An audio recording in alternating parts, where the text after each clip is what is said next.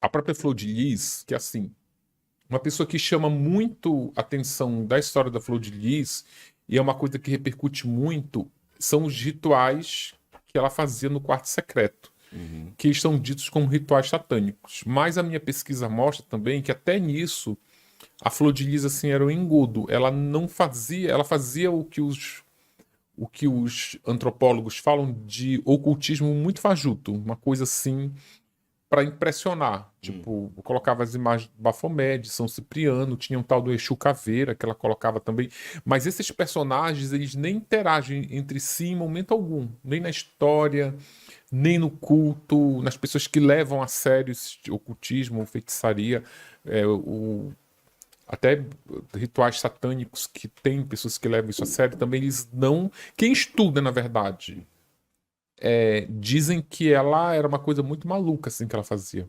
Com que finalidade ela misturava tanto as coisas? Ela fazia isso, na verdade, ela herdou. Sabe quando tu vai misturando? Existem umas misturas que elas são. Que elas foram feitas no passado, misturas religiosas, por exemplo, que elas refletem até hoje no nosso dia a dia. Vou te dar um exemplo. Na história da Flor de Lis, como acontecia no, na década de 70 no Rio de Janeiro. As igrejas evangélicas elas não estavam bem estruturadas, principalmente a Assembleia de Deus, a Deus e Amor, que elas eram fortes, mas não eram estruturadas. O que é não ser estruturado? Já existe a religião, existem os cultos, mas não se tem um templo, não se tem uma igreja.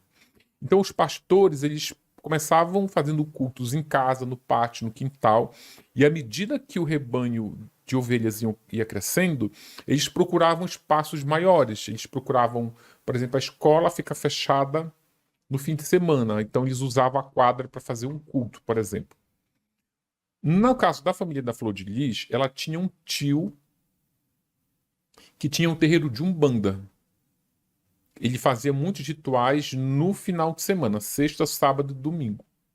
Não, sexta e sábado. Aí tinha um pastor que já estava estruturando uma Assembleia de Deus, mas não tinha lugar para fazer o culto. E esse tio da Flor de Lis tinha um espaço que era ocioso durante a semana, alguns dias da semana.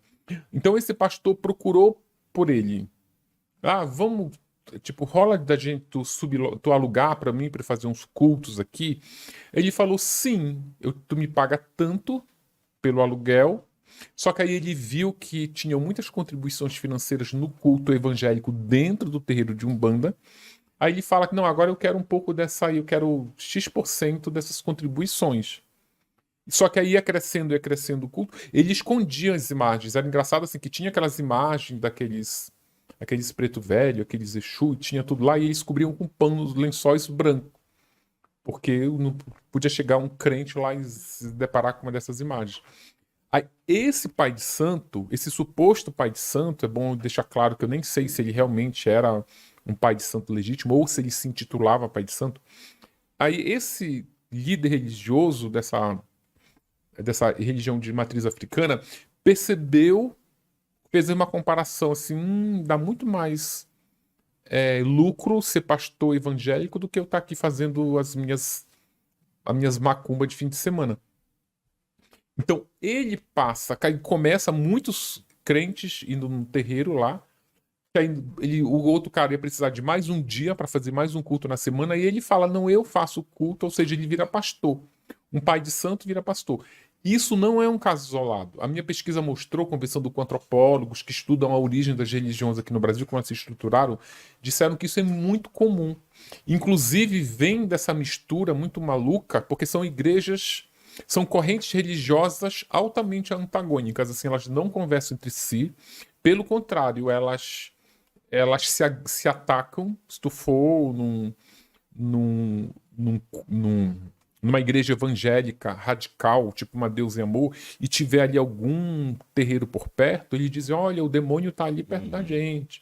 E eles têm nos lugares mais distantes, que eu estou falando assim das comunidades carentes do Rio de Janeiro, aonde o poder público demora a chegar mais, onde as igrejas demoraram mais a se estruturar. Nesses lugares, eles se uniam Mas daqui a pouco, o próprio pai de santo que virou pastor, quando ele subia no púlpito para dar testemunho, ele dizia: não, eu vivia lá no inferno, agora eu tô aqui, olha como todo mundo que tá no inferno pode. Então rolava muito isso. Essa mistura desse culto, essa salada que a Flor de Lis fazia é a origem dessa situação. A mãe dela é a transição, a mãe dela era a irmã desse pai de santo aí. Então ela é a transição, a mãe, tipo, a mãe ajudava o irmão no terreiro e ao mesmo tempo pregava com. Ela nunca chegou a ser pastora, mas ela pregava na casa dela como representante da Assembleia de Deus.